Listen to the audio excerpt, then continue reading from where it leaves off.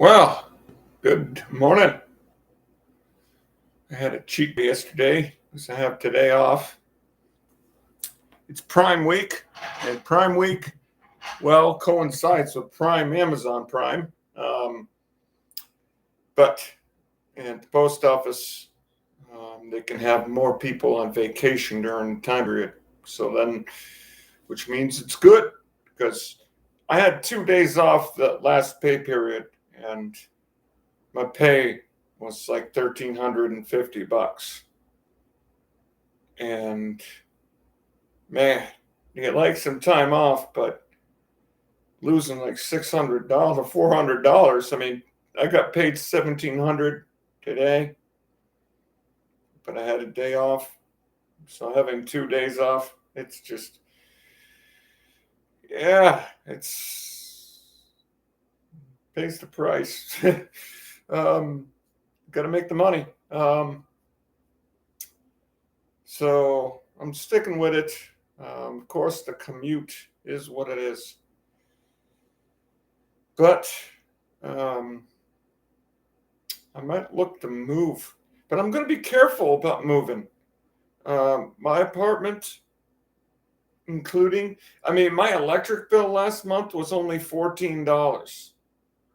Um, I did look at an apartment in Pittsfield, but it's really small.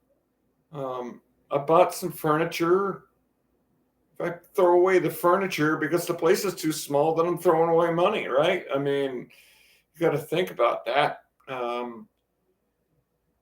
So I'm living at a place that after everything, it's under $1,000. And in today's day, it's not bad. I have to think about that. I mean, naturally, the 3-hour commute every day is a it is what it is. But place costs $1,400 for rent. That's $400. Now, let me see here. I don't know. Hold on here. Let me see. I'll tell you what my gasoline has been. 1 second here. I will tell you.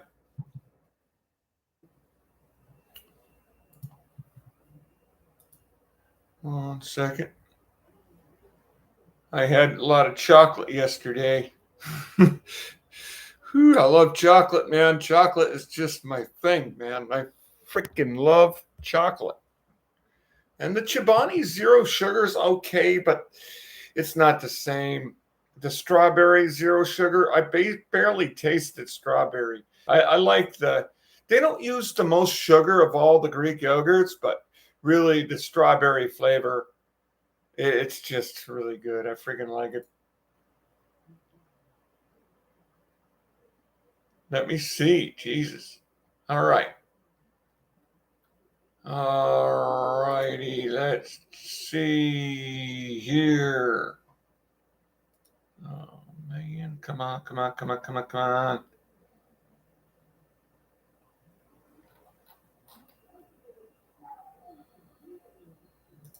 Nice statement. Statement here. At least I didn't eat a 28-inch, pretty much almost a deep dish pizza. I did this pizza challenge. I came so close to finishing it, but the crust was so freaking thick, man. It was hard. But I ate a couple slices of pizza, actually from a grocery store at Big Y, and I'm telling you, I like it. I mean, a little floppy, but really, I like the crust. And if it was that crust, I would have finished the 32. But yeah, when it's that thick, like half-inch thick of dough, it's hard to finish 32 inches of that. And I did 80%. All right. Okay, here we go. 629. They don't really list all of the months, though. What the frick, man? All right. $524. $524. All right, let's just add this up here.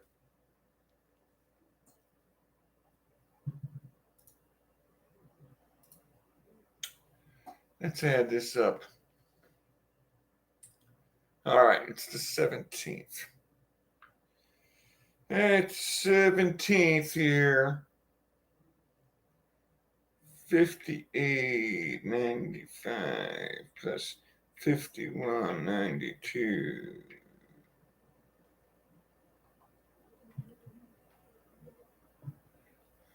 57.38. 646. 46.01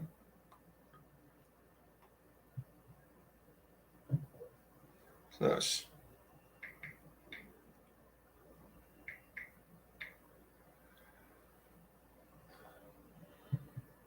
yeah, so I'm spending well over,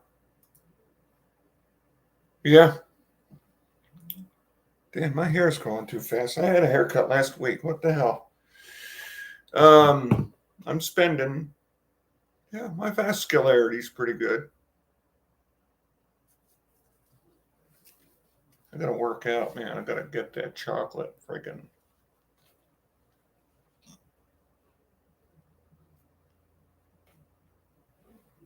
Get that chocolate worked off. Yeah, so, but yeah, so I'd be saving what, $100? Not even, because actually the month's not even done yet. And so I've got to think about that. The apartment that I have has a good amount of space in it.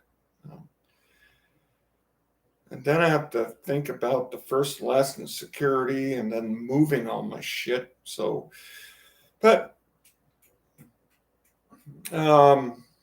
yeah, I applied for pre-approval for this place that I was shown. I'm not going to get it. And there's a lot of New Yorkers that are moving into the area. When you think about it, they're used to paying New York money. So now they're coming down there where I'm working in North Adams, and that shit's dirt cheap. So they can just buy the real estate. So there's no way I'm going to outcompete an offer from the people. It was on my route, and it's a nice house. It'd be pretty freaking sweet, but yeah.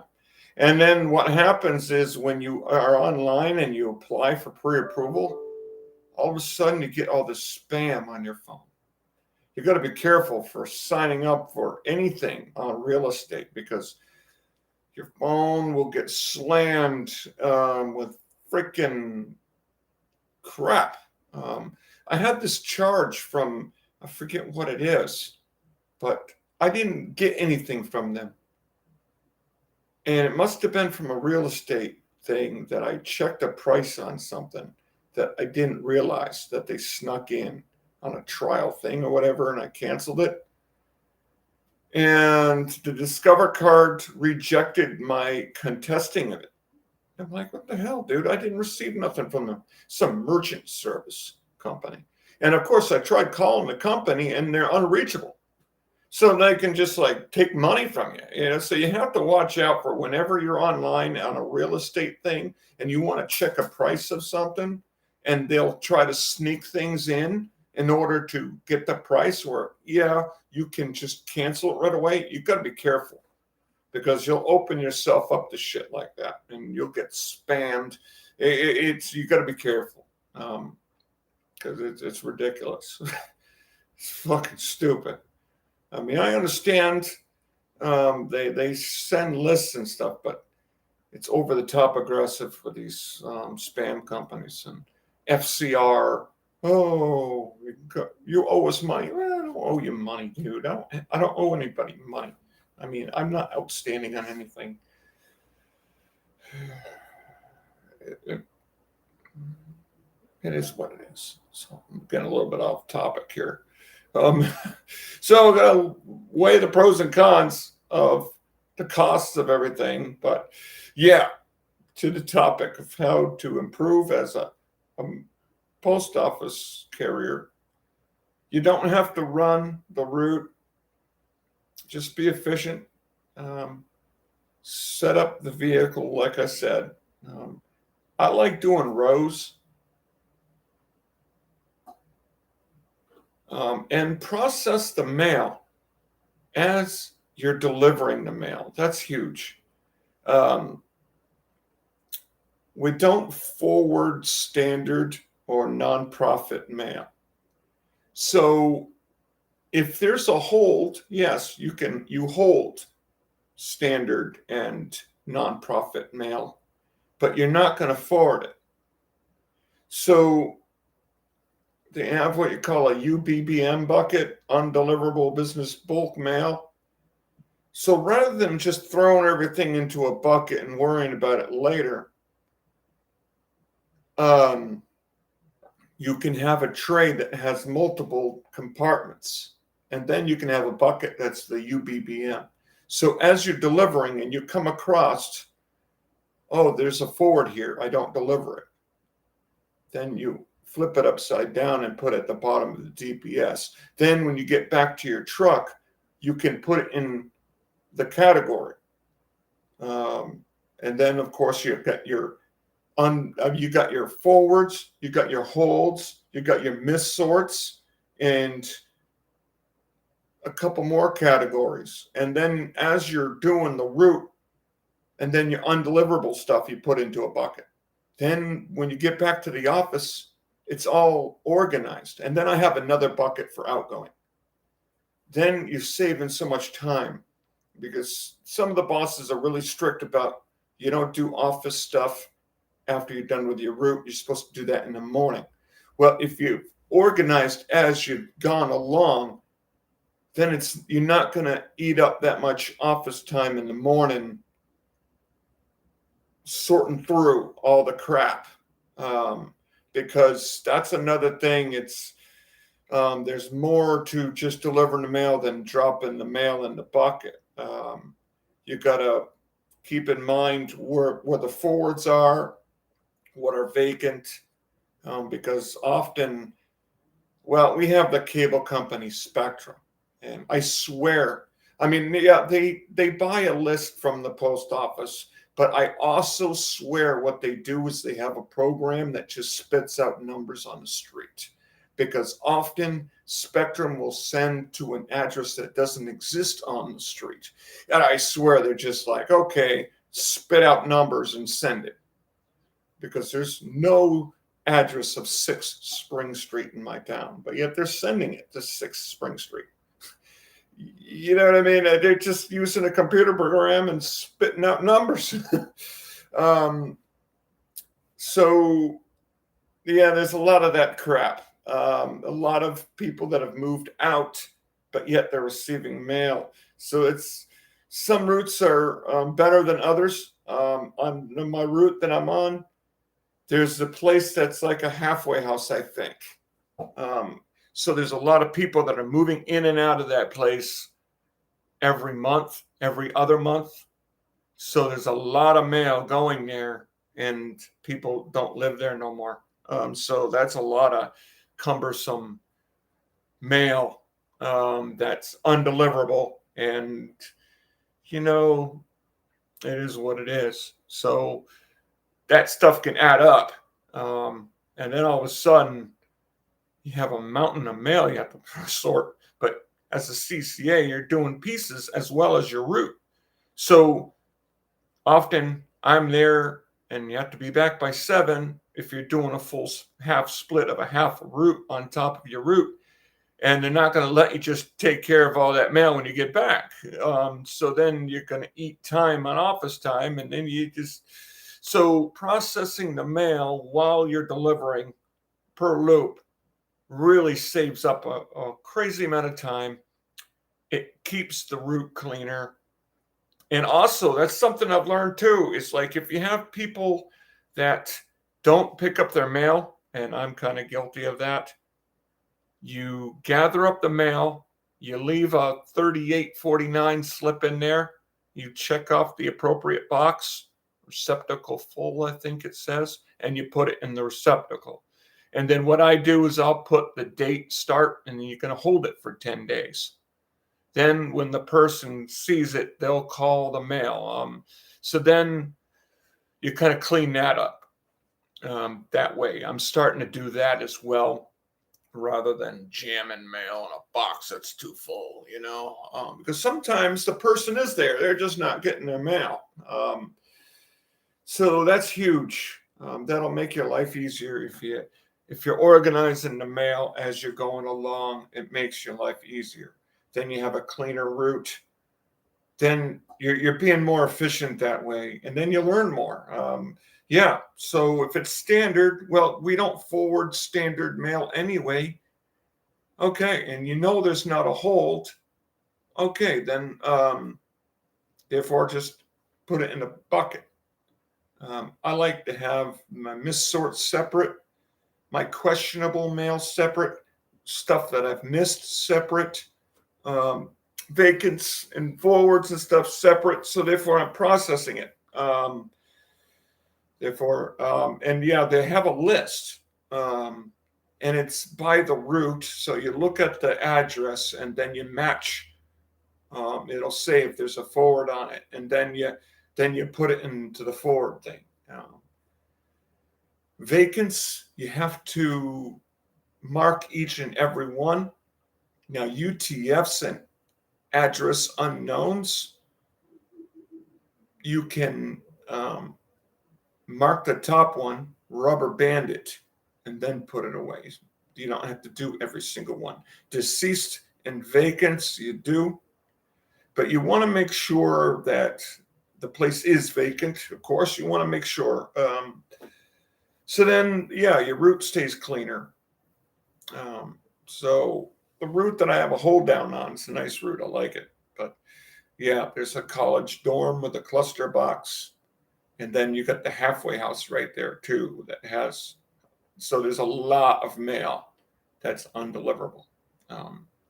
So what you can do if you're not sure is you deliver the mail. And if it doesn't get picked up, then you kind of know. So it's kind of what you call a trial delivery, because not every box is marked. So that'll help. It'll make you better.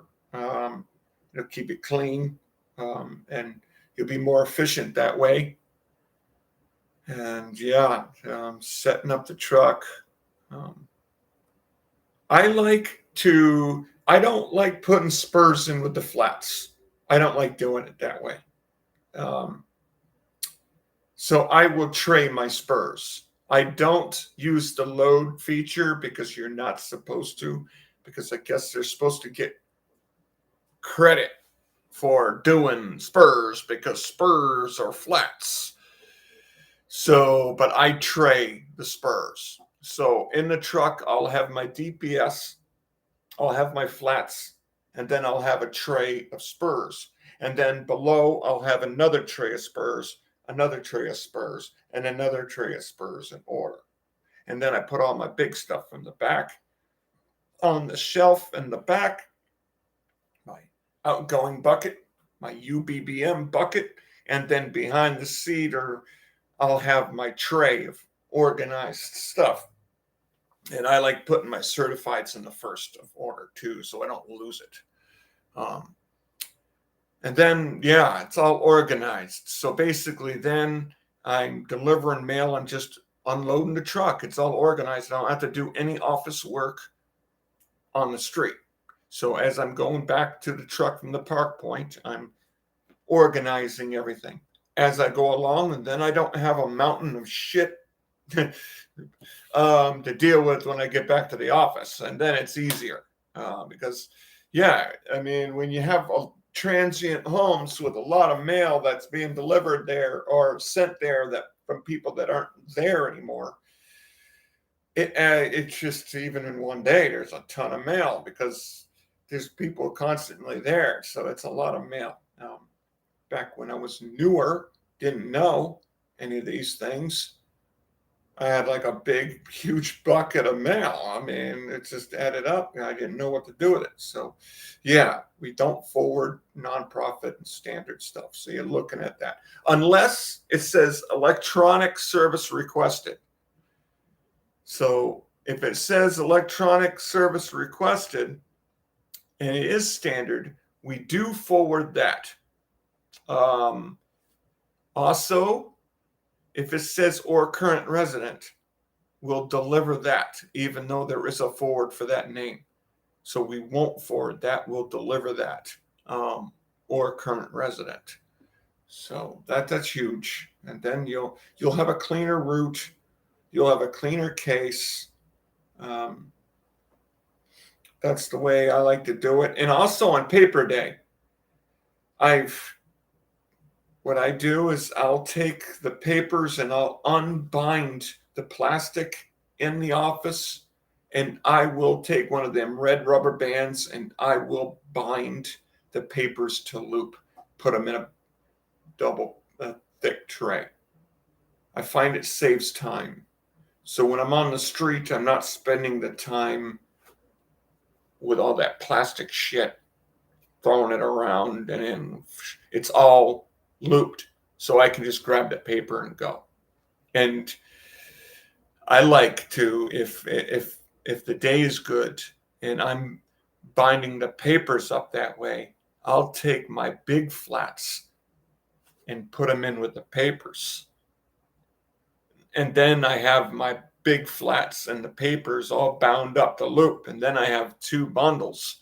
And then I just have a small amount of DPS that's been boom. And then I can just put that in with the DPS and voila, I got 2 bundles. And now I'm going a lot faster because I've put all the big stuff. So, I mean, I'm a big fan of double bundling. And of course, if there's not paper day, I'm single bundling the mail.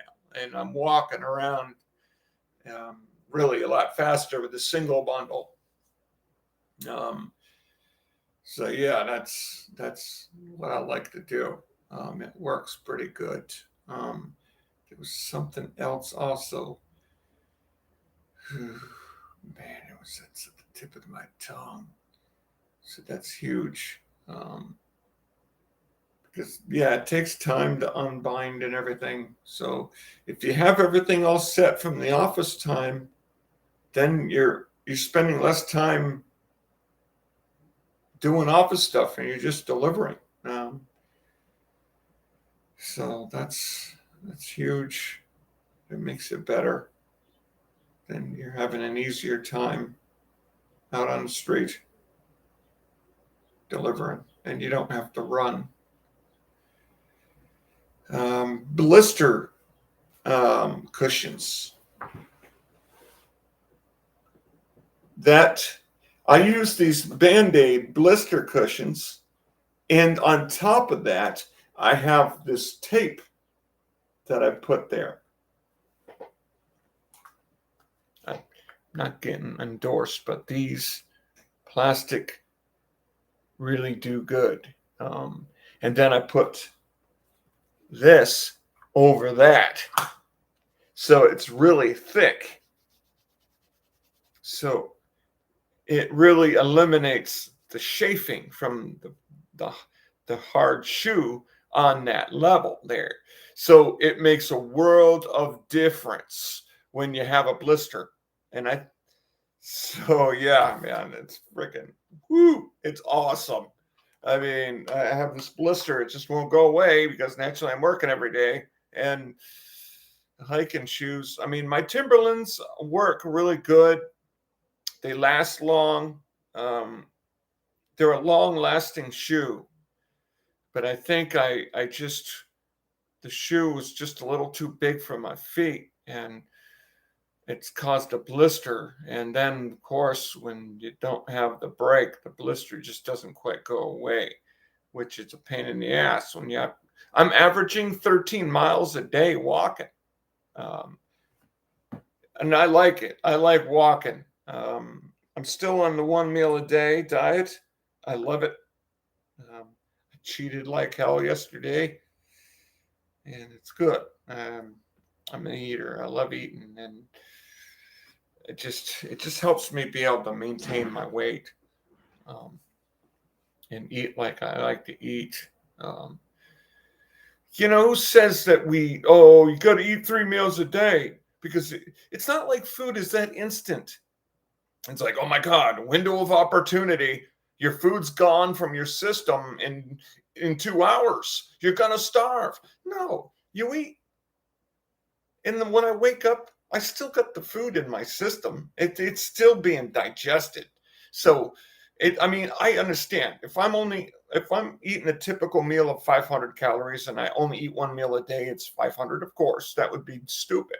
I mean, but I'm not. I'm eating probably 2,200 calories a day because, of course, I'm not advertising, but man, that's why I have to control buying this stuff because I can eat this stuff, man.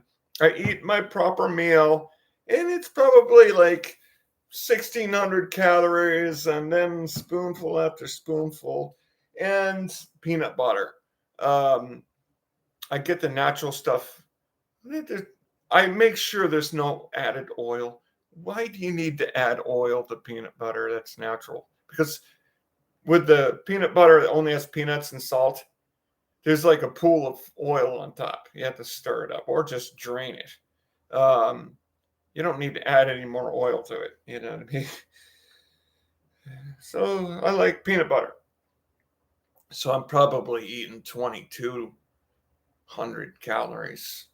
Um, so let me see here. My average. Yesterday I walked 12.89.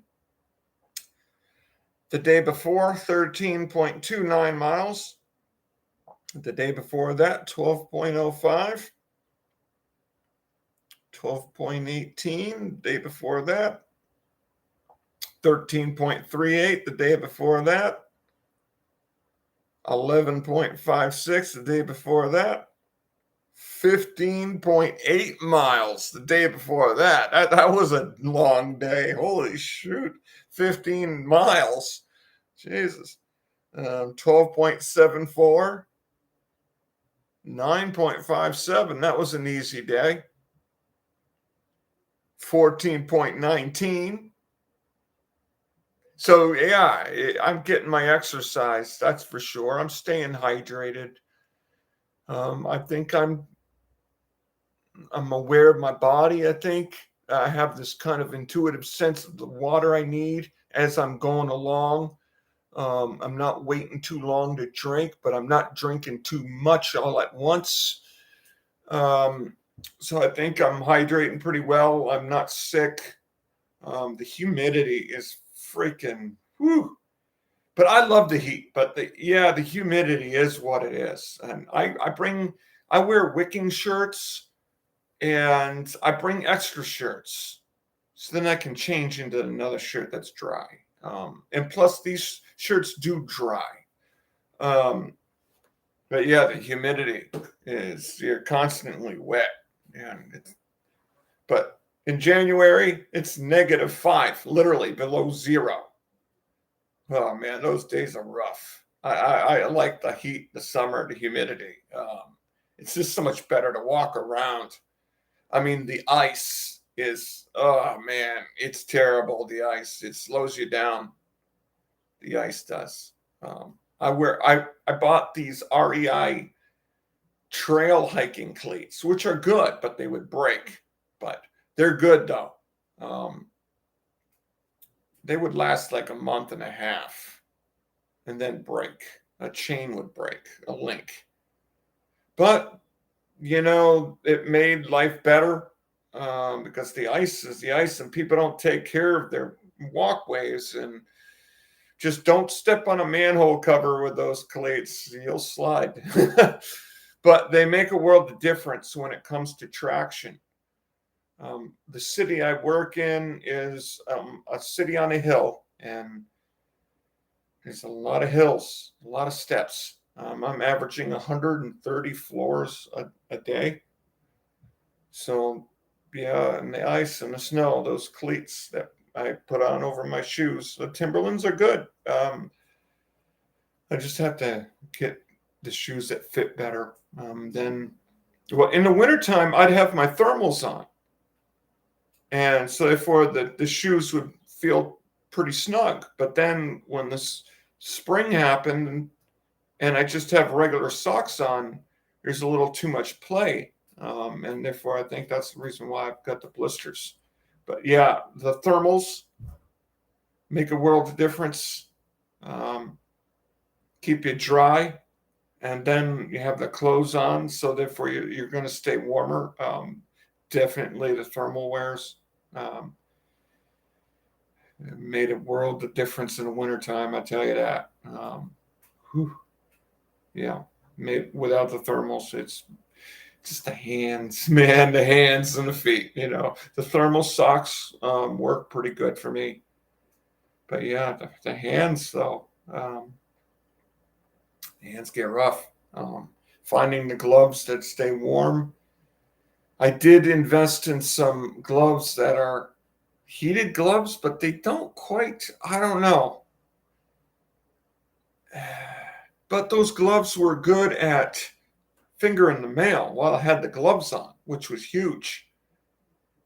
And then I learned it's like, well, you want gloves that don't make your hands sweat, which makes perfect sense because the liquid from the sweat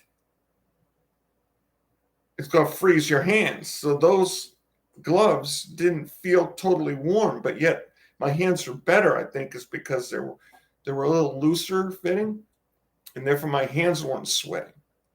Therefore, it was better. So yeah, you don't want the gloves that are going to make your hands sweat. And having multiple pairs of gloves, and then putting the gloves on your heater in your truck will dry them. So therefore, you can keep on changing out gloves. That's what I did. So the winter's coming, and I like this weather. I like the heat. I like being able to wear a t-shirt and shorts. So I like the heat. I'm not complaining. The lightning kind of, woo. I have 3 high rises on my route. We have cluster boxes inside them, and they're big, like 800 apartment size cluster boxes. So when they predict that it's going to be storming at around 2 o'clock, what I will do is I will put off delivering to those high rises to that time period. So I know that those 3 high rises take about an hour to do. So I save those high rises for when I think the weather's going to be bad. That's my hack. So therefore I can get the route done before the lightning happens. Because I would rather deliver mail in a snowstorm than the rain. I just don't really care for the rain that much. And the rain in the fall is pretty awful. But the poncho helps. The poncho helps keep the mail protected.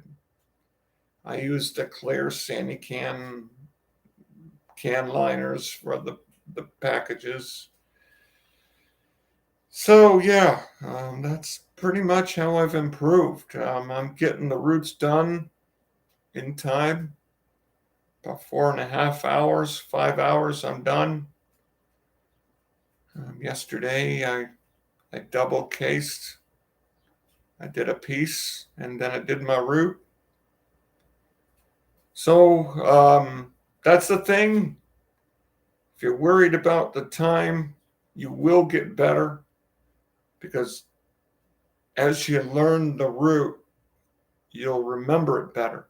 And if you're on the route enough, oh yes, this is exactly what I was going to say. Like what I like to do often is I'll go through the DPS and I'll flip over the starting DPS from each loop. But also what I do when I do this is I have like 10 holds. And now I know the like 5 people that are dead that constantly get mail. So as I'm doing this, I'm filtering out all the holds, the forwards, and the deceases throughout the DPS. So then when I'm out delivering, I don't have to really worry too much about it. And I put the warning card for the holds and so forth in the flats as I've cased them. So then I'm spending less time processing mail as I'm delivering it. And that really makes it feel smoother. But yeah, as you do a route more often, if you have a hold down and say the hold down takes quite a while, you'll remember things better. You'll be able to load your truck so much faster because you'll know the route, and that will make your efficiency of getting out onto the street so much faster. When you don't know the route, it's going to be slower. Then you know that a little bit of the shortcuts that you can do, which will make your day smoother. So you will learn the route, you'll remember it better as you do it, and then your efficiency and your speed will get better. And you literally won't have to run the route, and you'll get it done in a reasonable amount of time. Then you won't have to work with your head cut off. And you'll just be able to smoothly do the route and get it done in a good amount of time, even on paper day. So that, I hope for those that might come across the video that are new and you're struggling on getting the route done on time, that you'll learn the loops. And once you learn the loops, then you'll remember better. And then as you do it more, then you'll remember more. It just reinforces your experiential type memory. And then you can load the truck easier and quicker. You won't even need to use the load feature anymore because you know the route. I like doing rows from back to front, back to front, back to front, back to front. And then because you'll know all the loops and you know all the addresses after a while. You won't have to use the technology to cheat because you know it. You know all the numbers, and you'll just be able to load it. And it literally, you'll probably get out of the office probably 20 minutes faster because it'll be really quick. You'll just be able to grab it like that. When you're first starting and you don't know the route, you might not be like worried, but yeah, as you know the route, you'll be able to do it, and it'll be quicker, and your life will get easier, and then you'll move on to the next route, and you'll learn the next route, and then you'll get better. And that's another thing to think about when I'm thinking about trying to get a transfer. I've learned my whole office pretty much. There's a couple routes I'm weak on because I'm hardly ever on it, but I cased one yesterday. So yeah, having to learn a whole nother office, that's a pain in the ass if you don't know the new town. So you got to look at well, how many people in the office? I'm the senior CCA now, and there are people that are due to retire. So it might not be a smart decision for me to transfer. There's one guy I know that transferred, and a guy that had a route couldn't do the route. So the person that got hired 100 days ago landed on that route, became regular. If he had stayed, he would have became converted. I mean, he's converted now, but he would have been converted faster. So you got to think about that stuff, because when you transfer, you lose your seniority. You're going to start at the bottom, and I think your 90-day probationary restarts. I think, but if you just show up every day, you're not calling out sick, you're being safe, you're probably not going to lose your job, even if you're not the fastest. Dot your I's, cross your T's about safety. Of course, it makes sense because the post office loses a lot of money on safety, people getting hurt. The insurance companies are harping down, so they're going to be really strict when it comes to safety because they see it as a loss of revenue when they got to pay for your mistakes. So be safe. They're out there. Some supervisors are out there making sure you curb your wheels, taking your key, you're locking, bringing your satchel. You might be like, well, I'm crossing the street. You just got to cover your ass. And you're continually improving. You don't have to really worry about losing your job because we're splitting routes because people have time off and people just don't want to work. And I'm not really a union fan. I'm not. I don't think a union really protects your job any more than without a union. Like, ask the question, if there's rules in place in an organization and they violate their rules and you get fired as a result, you probably can sue for wrongful termination, right? So what does a union really protect your job any better? Just because it's a union, if you violate the rules, does that mean that you can't face discipline? It doesn't mean that you can violate the rules willy-nilly, right? So, I mean, what I see is a lot of griping, a lot of complaining. And it's kind of a union ethos of complaining. Oh, I don't want to do this piece, doing extra work or whatever. I mean, it's just kind of, it creates a sense of entitlement. I mean, I don't know. I'm not really a fan of it. I don't really think the union makes it better. And then, of course, you got people who are playing the game of union stuff and they're not working. So therefore, your teammates have to cover the slack because you got teammates that just don't want to work. It is what it is. So I don't know. I don't really think unions make work any better than non-unions. A job doesn't have to have a union to be a good job. I don't think a union is the answer because it's really a corrupt system when it comes to, well, you got the regulars and then you got the non-regulars. It creates an uneven system where if you're not part of the special club, you get screwed.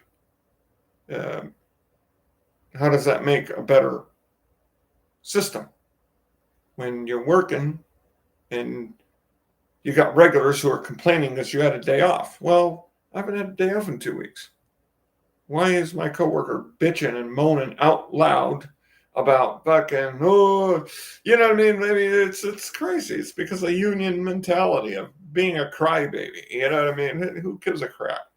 You know, that stuff annoys the shit out of me. You know, you just don't want to work. You don't want to work. I mean, I don't know, man. It's just the politics of union. I don't like it. I just want to be able to, put the best, honest effort forth. I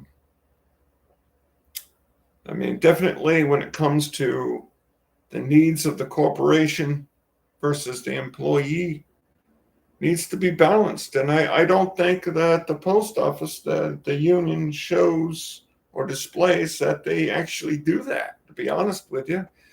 Why else would people be located 55 miles away from their house? I mean, obviously it takes, it is what it is. I'm not the only person that's that far away. And that's just from somebody in an office in Boston who doesn't really care, who's just placing people. um, it doesn't really make sense to place somebody 55 miles away from home, because as an HR person, what you should be thinking is, well, longevity of the employee. What's the odds of somebody who's driving 110 miles a day continuing to work for your company? What happens if something happens to their car? It's not like I can have somebody give me a ride to work every day. It's not like I can afford to take an Uber every day. So then what you're doing is you're creating a situation where the employee is perhaps not going to last too long. So then, because it took like 6 weeks for me to start working after I got hired, so all you're doing is creating an unstable situation of new employees. I mean, common sense, right? I mean, it just doesn't make sense. You don't have to be a specialist in HR to understand that when you're hiring people, you want to hire people with the idea that they're going to last a while. Yeah. Some people in the office in the city that don't know nothing about the area, they're just looking at, oh, there's a need here, and here's a new hire. Just put a plug and play. They're not really thinking that through. I had the chance to speak to one of the higher ups, and I did pose that question about, like, what happens. What I'm worried. What I phrased it is like, I'm worried about something happening to my car, and maybe it takes a few days to get it fixed. And of course, I'm hoping that will be a thought in the mind. Oh, well, geez, now that would mean that Joseph, logically wouldn't be able to get to work for a couple of days. Well, then you're going to have more open routes, because we already have open routes because people are out. Oh, yeah. Let's not do that, because then what we're doing is we're creating even more empty routes. Then maybe they will think like, okay, let's make sure that people, because if you're like 20 miles away, not a big deal. You can find a way to get to work. But if you're that long away, you're not really going to find a way to work. So you want a situation where if something happens to my car, I can take an Uber. I can pay a friend or something, to get to work and be reliable. That's what I'm hoping that they'll think about, when they place people. So think about that, because things happen to vehicles, especially with the road conditions, especially driving over a mountain. So you got to think about that. I mean, would the union help? Probably. You would hope so. If I have a car that breaks down and it takes a while to get the parts, and I can't afford to rent a car, and they try firing me for being out. I mean, I would hope, being a paid union member, that in that scenario I get protected, because obviously it wouldn't be my fault. They're the ones that placed me 55 miles away, right? So, I mean, obviously, but I don't know. But that's the reason why I'm looking to move. But at the same time, I got to look at the costs. I mean, I'm not going to move to pay rent. That's $1,600 or more, because then I'm not saving any money at all. And I'm moving to a place I don't want to live, to be honest with you. So I gotta weigh the pros and cons. So yeah, I appreciate people who watched the video and the added subscribers, and thank you. And I hope that you guys will have a good day.